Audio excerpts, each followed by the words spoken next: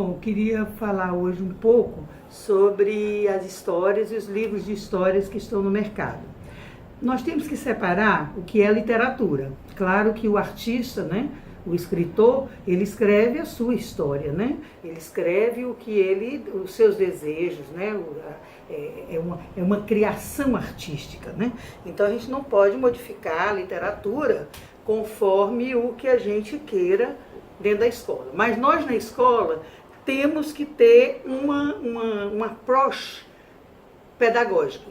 Então, o que a gente percebe é que nos livros de história há contradições muito sérias. Por exemplo, ou você tem extremamente infantis e formatos de livro infantil com o conteúdo de uma história de crianças bem mais velhas, crianças de 8, 10 anos, ou você tem infantilizado demais e o formato para crianças maiores, né?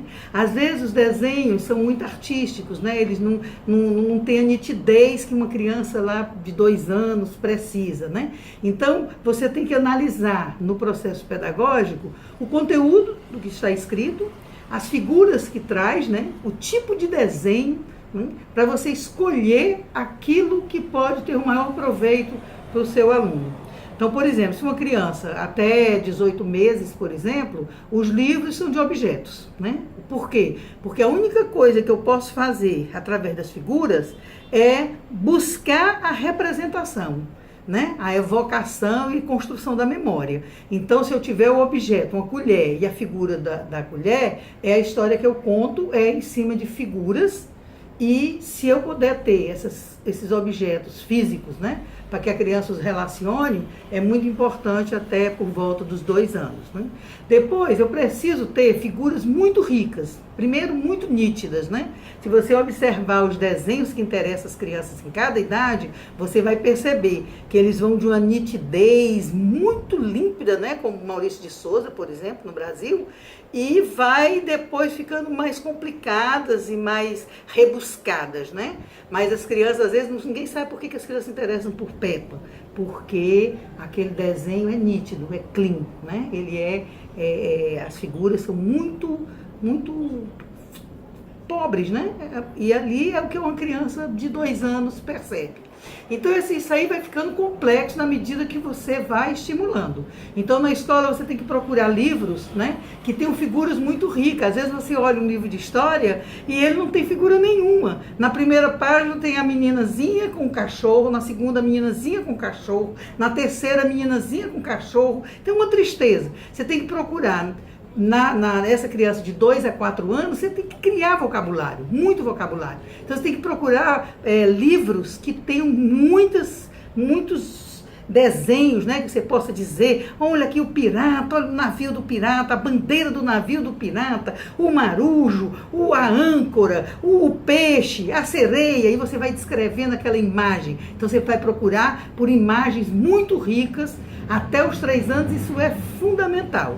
Uma coisa que eu vi quando fiz o doutorado no Reino Unido, eu fiquei, há mais de 10 anos atrás, eu fiquei impressionada que foram os primeiros livros com atividades que eu vi, achei super interessante. Hoje é uma coisa muito comum, né, nos Estados Unidos, na Inglaterra, você ter um livro e que seriam livros didáticos, né? E você tem, por exemplo, uma imagem enorme, cheia de coisas para a criança procurar. Então, aqui do lado tem uma enxada, uma foice, uma corda, e a criança tem que dizer na figura aonde estão aquelas coisas, né? Então, isso para mamãe e papai é muito interessante. Na escola fica um pouco mais difícil, porque a professora está segurando um livro e tem 10 crianças. Mas se ela puder explorar, as imagens que tem nesses livros são fantásticas, né?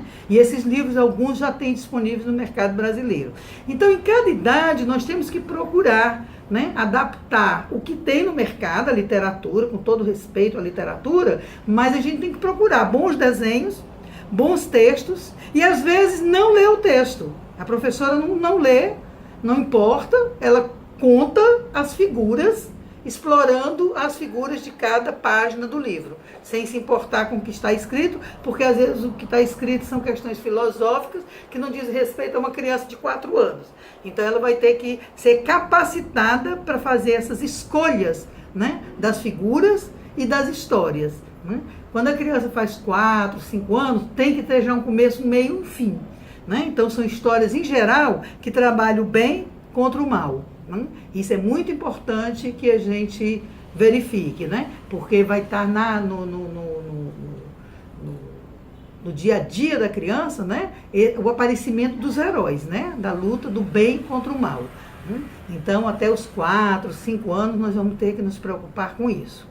Da próxima vez que nós falarmos desse assunto, eu quero pegar só a criança de 6, 7 anos, porque nessa criança vai envolver a questão de todos os preconceitos. É quando se formam os preconceitos e como que as histórias podem veicular discriminações e incompreensões, falta de convivência com as diferenças, né? Então, eu quero reservar um vídeo específico para a gente discutir a criança de 6, 7 anos. Obrigada.